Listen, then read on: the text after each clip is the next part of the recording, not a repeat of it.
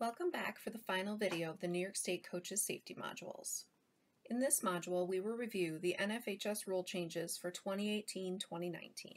First, let's take a look at the changes for definitions, which are the basis for all our rules, and what you should always refer back to when interpreting any Spirit rule. This year, NFHS has added definitions for head spin, head spring, headstand, and shoulder stand to support new rules that they've added.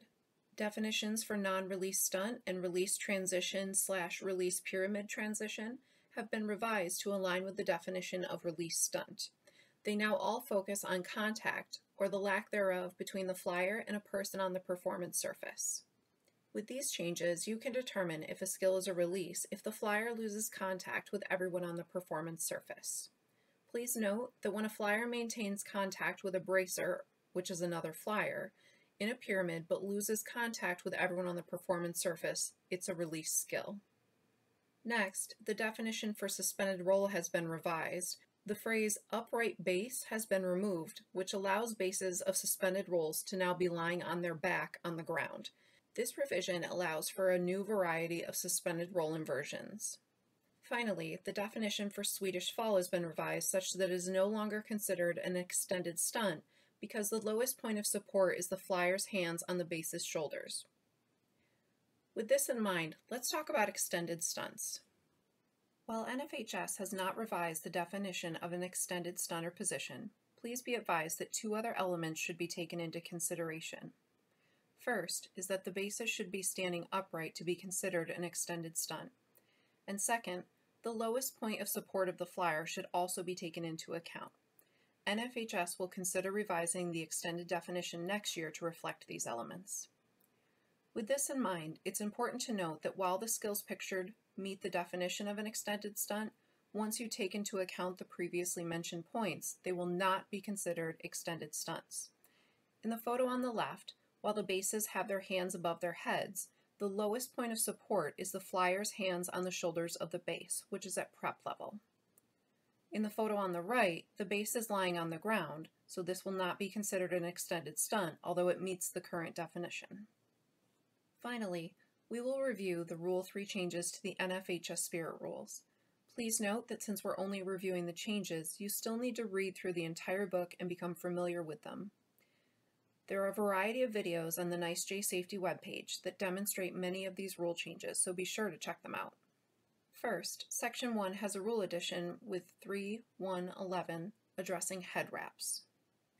Section 2 has a single rule revision involving stunting personnel. Rule 3.2.8, a spotter is required for tosses to single base shoulder stands and single base prep level stunts in which the foot or feet of the top person are in the hands of the base. This rule change only requires a spotter for loading a flyer into a shoulder stand using a toss to shoulders method. It does not require a spotter for other methods of loading into a shoulder stand, nor does it require a spotter in a shoulder stand once the flyer is loaded into the skill. To be clear, a spotter is required for any single base stunt, prep level or higher, in which the foot or feet of the top person are in the hands of the base. The method of loading into this skill does not matter. Section 3 has multiple rule changes. Let's start with brace flips. The first change is to 3.3.5b. There must be 3 people involved in the toss and catch of the top person in a braced flip. Please note that the 3 people can be any mixture of bases and spotters. Next, 3.3.5g. When the catchers are not the original bases, the new catchers must be in place when the flip is initiated and must remain close to the original bases and are not part of any other skill when the flip is initiated. The next series of changes involve all other inversions. In 3.3.6a, inversions may release to non-inverted dismounts with no more than a half turn, which is basically saying that releases from inversions to the performance surface or to cradle should not end in an inversion. 3.3.6b, in inversions where the base of support begins and remains below prep level, at least one person shall maintain contact with the top person until the top person is no longer inverted or his or her hands are on the performance surface. This rule no longer requires upper body contact or contact enough to stabilize the flyer's body position. plus contact by one person on the performance surface. As a result, we should no longer see violations on the transitions to prone where the flyer's upper body becomes inverted after the flyer is caught by the bases. In 336C, inversions where the base of support begins or passes through prep level. The first part requires upper body contact by at least one person plus another person close enough to protect the head or neck of the flyer.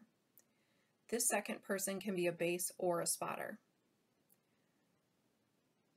The next change pertains to the fold-over exception, which now allows for foldovers to new catchers. Please note, the stunt where a flyer does a handstand, then hooks their legs over the shoulders of a base and transitions to a shoulder sit is considered passing through prep level.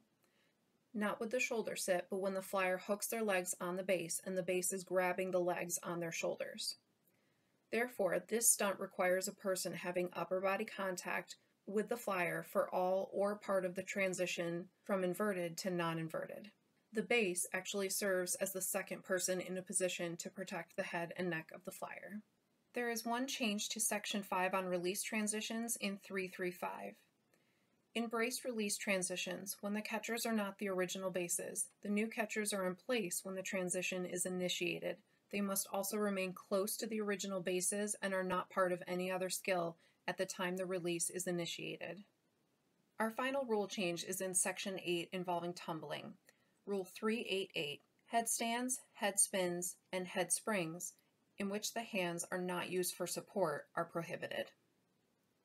This means that when performing any of these, at least one hand must be on the ground to help support the athlete performing the skill. This concludes this year's rule changes. If you have general questions about these rule changes, you can submit them to the questions link below the modules, and they will be answered in the spreadsheet below the link for submitting questions. If you have specific stunts or videos you would like to have evaluated for legality, please submit them to your local rules interpreter. If you're not sure who your local rules interpreter is, please contact your cheer rep for contact information. If your section does not have a local rules interpreter, you can contact me directly. My contact information can be found on the NYSPHSAA Safety webpage on the NYSPHSAA website under the Chain of Command section.